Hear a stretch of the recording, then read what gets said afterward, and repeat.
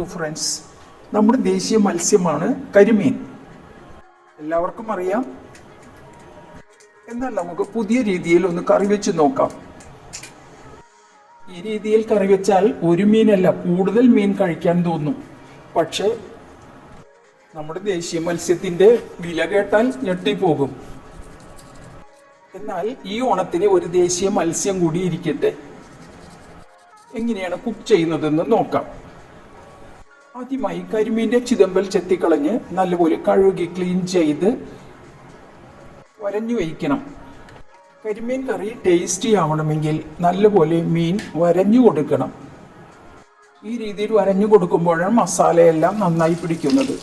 ഇനി കഴുകി വയ്ക്കുക. ഒരു പച്ചമുളക്, ഒരു കഷ്ണം ഇഞ്ചി, 1 ഇഞ്ച് നീളത്തിൽ, 2 തക്കാളി, 10 ചുവന്നുള്ളി, കറിവേപ്പില ഇവ അരിഞ്ഞു വയ്ക്കുക. കറി വയ്ക്കുന്ന ചട്ടി ചൂടാകുമ്പോൾ അതിലേക്ക് ആവശ്യത്തിന് വെളിച്ചെണ്ണ ഒഴിച്ചു കൊടുക്കുക. വെളിച്ചെണ്ണ ചൂടാകുമ്പോൾ കറിവേപ്പില, ഇഞ്ചി ഇവ ചേർത്ത് കൊടുക്കുക. ഇഞ്ചി കഷ്ണങ്ങൾ പകുതിയോളം മൂത്ത് കഴിയുമ്പോൾ തന്നെ ചുവന്നുള്ളി അരിഞ്ഞു വെച്ചിരിക്കുന്നത് ചേർക്കാം. പിന്നെ പച്ചമുളക് ചേർക്കാം. ഇതും കുറച്ച് വാടിയ ശേഷം ചെറുതായി അരിഞ്ഞു വെച്ചിരിക്കുന്ന തക്കാളി ചേർക്കണം. ഇതിൽ ഒരു ചെറിയ തക്കാളി മാത്രമാണ് അരിഞ്ഞു ചേർത്തിരിക്കുന്നത്. വലിയൊരു തക്കാളി നമ്മൾ നീക്കി വെച്ചിരിക്കുന്നതാണ്, ലാസ്റ്റ് ചേർക്കാൻ വേണ്ടിയിട്ടാണ്. അത് വട്ടത്തിൽ അരിഞ്ഞ് കറിയിൽ ചേർക്കാം. തക്കാളി നല്ലപോലെ വാടിയ ശേഷം കുറച്ച് വയ്ക്കണം. 1/2 ടീസ്പൂൺ മല്ലിപ്പൊടി ചേർക്കാം. 1/2 ടീസ്പൂൺ മഞ്ഞൾപ്പൊടി, 1/2 ടീസ്പൂൺ മുളക് പൊടി ചേർക്കാം.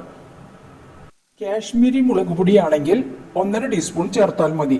സാധാരണ മുളക് പൊടി 2 ടീസ്പൂൺ ചേർക്കണം. മസാലയുടെ പച്ചമണം മാറുന്നതുവരെ ഇളക്കി മൊരിഞ്ഞ ശേഷം വെള്ളം ചേർത്ത് ഇളക്കി യോജിപ്പിക്കാം. ആവശ്യത്തിന് ഉപ്പ് ചേർക്കണം.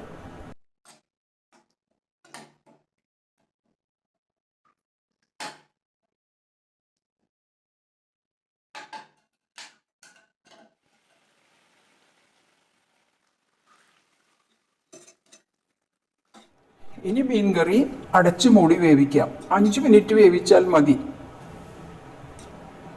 ഇനി എടുത്തു വച്ചിരിക്കുന്ന തക്കാളി വട്ടത്തിലരിഞ്ഞ് മീൻ കറിയിൽ ചേർക്കാം. വീണ്ടും 2 മിനിറ്റ് കൂടി തിളച്ചു കഴിഞ്ഞാൽ കറി ഓഫ് ചെയ്യാം. അടച്ചു മൂടി വയ്ക്കാം. മീൻ കറി ചൂടോടെയോ തണുത്ത ശേഷമോ കഴിക്കാം. ചോറിൻ്റെ കൂടെയോ അപ്പത്തിൻ്റെ കൂടെയോ ഒക്കെ കഴിക്കാൻ ഏറ്റവും പറ്റിയ നല്ലൊരു മത്സ്യമാണ് നമ്മുടെ കരിമീൻ.